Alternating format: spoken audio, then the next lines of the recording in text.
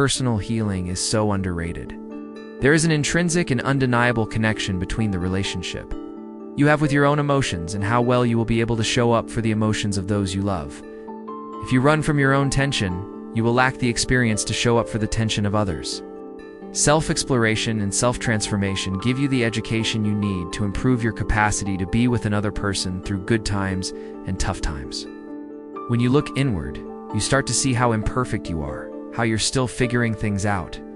You can see all the ways you have been hurt in the past and how that has impacted you. And maybe you see how you have caused pain to others without meaning to. Turning inward also shows you one of the innate follies of human existence.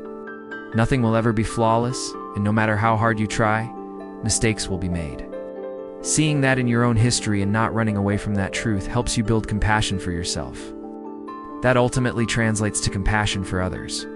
You have seen yourself falter and commit actions that you later regretted or be completely misunderstood. Even when you were well-intentioned, you see how easy it is to get things wrong and how perfection is not attainable. This becomes a major point of growth once you allow this truth to lighten your judgment of other people when they make mistakes. If you yourself are not perfect, how can you expect others to be? This opening of compassion allows for humility to enter, and it creates space for patience. These are qualities that can help you develop peace within yourself, and they are gifts you can give to those you interact with. This is why personal healing is underestimated in its power to improve our capacity to connect and care for others.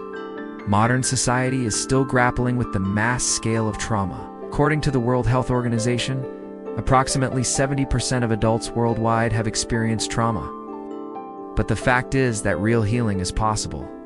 Healing yourself through therapy, psychiatry, meditation, or some form of effective practices, thankfully becoming widely adopted into daily culture. It is becoming normal to meditate or to have a therapist. And this is a good sign that people today are taking their mental health and mental development seriously. Most of the attention to this work revolves around improving yourself, or alleviating your mental burdens for the sake of your own inner peace. Though this work can transform you at the individual level, it also has a massive impact on how you relate to others. The ripple effect is tremendous. I found this myself when I started meditating. Not only did my mind slowly become lighter and more peaceful, but all my relationships started to become more easeful and balanced. The energy I was bringing to interactions was more full of love and calmness, and others could feel this. Between Sarah and me, as we continued on our meditation path, we found that we didn't need to walk on eggshells around each other as much.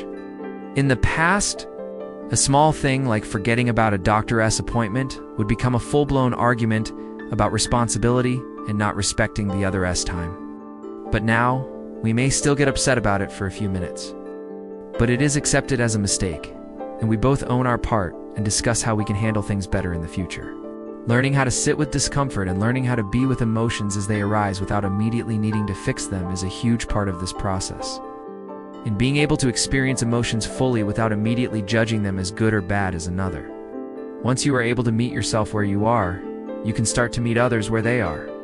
When you've done the inner work to understand your patterns, triggers, and proclivities, it gives you the ability to empathize with others who may be experiencing something you once did. When you encounter someone who is angry, you may have the capacity to understand their anger because you've sat with your own anger. Because you've explored what causes it and what heals it, you may be able to see the humanity in the angry person rather than just the anger. This is what it means to have empathy, and it is a muscle that you strengthen by doing the inner work. When you don't do this work, there is a large possibility that you will judge that person for being angry, especially if you don't feel that way.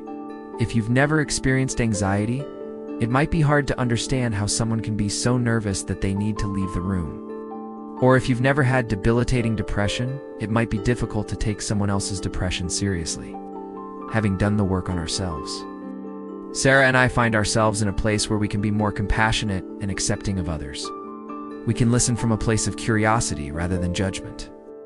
We are more patient because we've learned patience with ourselves. We know how long it takes to change a pattern, and we know that sometimes people will fall back into old patterns. We've learned to be with the discomfort of that acceptance.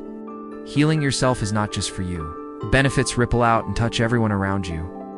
The world needs more people who can be with their own emotions and who can hold space for others to be with theirs. So if you haven't already, please consider doing the work. Go to therapy, meditate, learn about your nervous system. There are countless resources available, and the more you use them, the better equipped you will be to handle not only your own issues, but to handle the issues of others. And that is a superpower.